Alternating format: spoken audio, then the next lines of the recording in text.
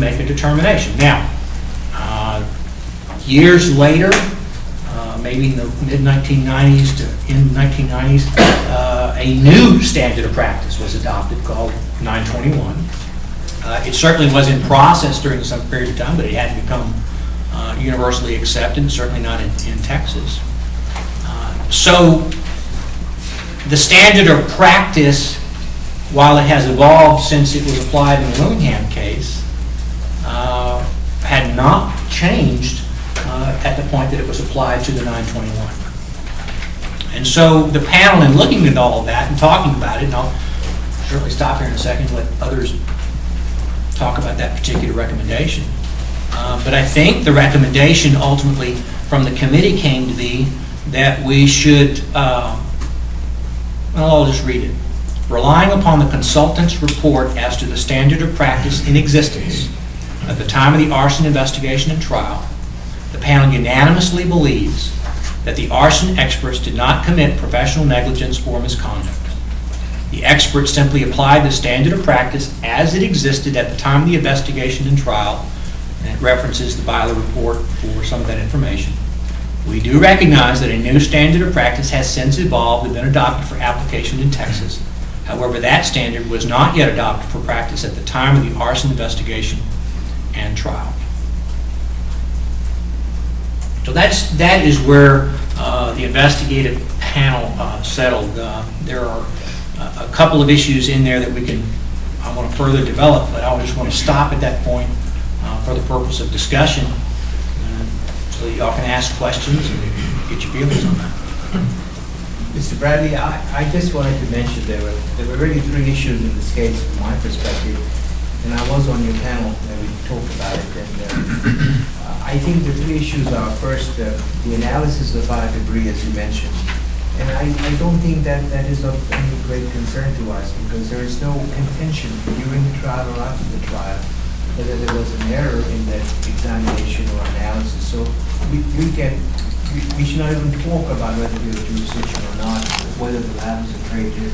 It's not germane to our discussion here.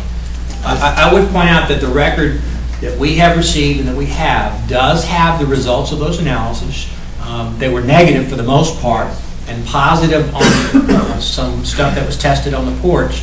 And as you suggest, I didn't find anything anywhere where anyone was alleging that the analysis for chemical purposes was in any way wrong. That's correct. The other issue, of course, is that you all know that we are not authorized to investigate or express any opinion regarding guilt or innocence of the criminal defendant. And so if there is any question about pertaining to that issue, I think we should not even go anywhere close to that issue. That is not an issue that we want to consider. The third issue, of course, is the application of what is called a standard of care that Dr. Byler was referring to. I guess he meant standard of practice. And I think that's really the main focus of what we should be looking at. And I want to paraphrase and say that I have a lot of respect for Dr. Byler. He's definitely an eminent fire expert. He's been on a lot of panels, national, international. He was on that committee that came up with the 921. But then let's look at his report. He basically says that the current standard of care or practice in fire investigation is expressed by 921. He says that, and I'm absolutely quoting what he said in the report. And then he says that the document, work of the document began actually sometime in the 80s. And if you look at and trace the timeline, sometime in 86 when they came up with the notion they want to have a standard. And it was actually published in January of 1992. Now, the Willingham fire took place on December 23rd, and the investigation started on the day of the fire and continued for a few days after that. And I believe that December of what year? 1991. Okay.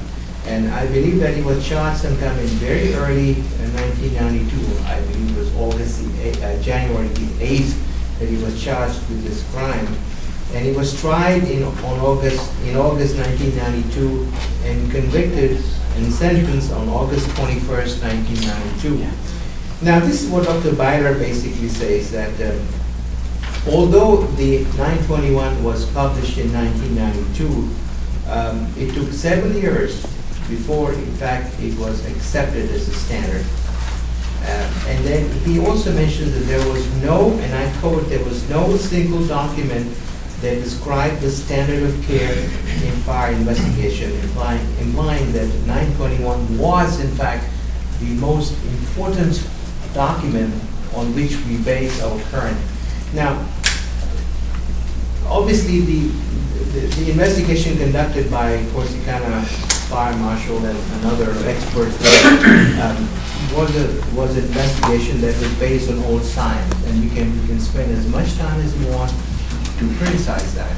But we all accept now that the basis on which this was based is flawed. There's no doubt about that. We don't accept it anymore.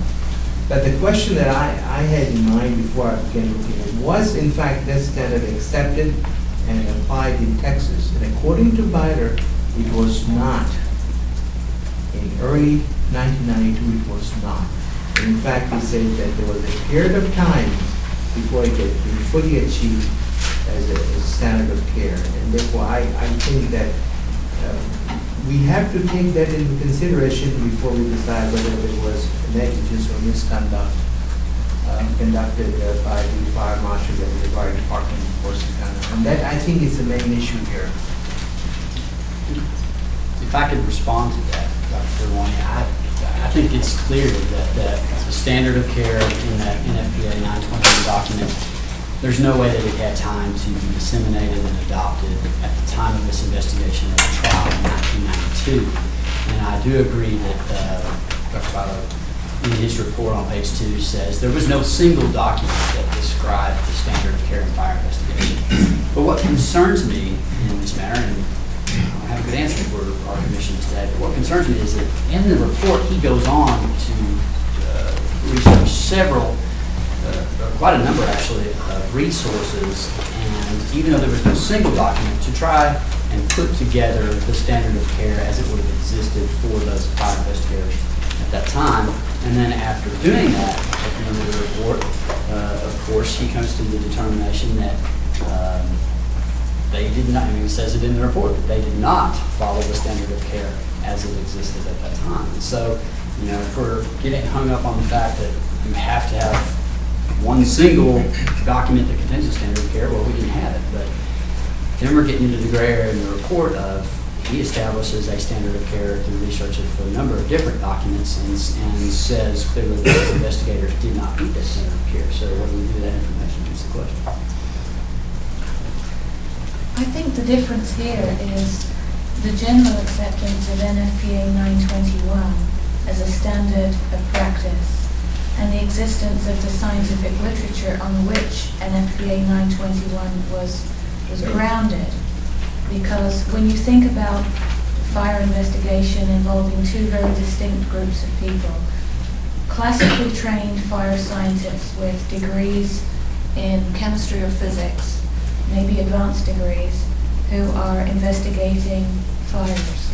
They're fire scientists, or fire investigators who may be largely comprised of law enforcement or fire service personnel who have no classical training in science but have received some level of training in fire investigation.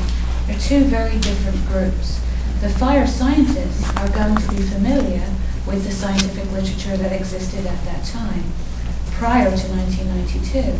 But it's a stretch to imagine that those fire investigators are familiar with all of that scientific literature that existed in published scientific journals. It just, it's tough for scientists to keep up with the literature, let alone non-scientists. So I think that's where the ambiguity exists. You're right. I think in Dr.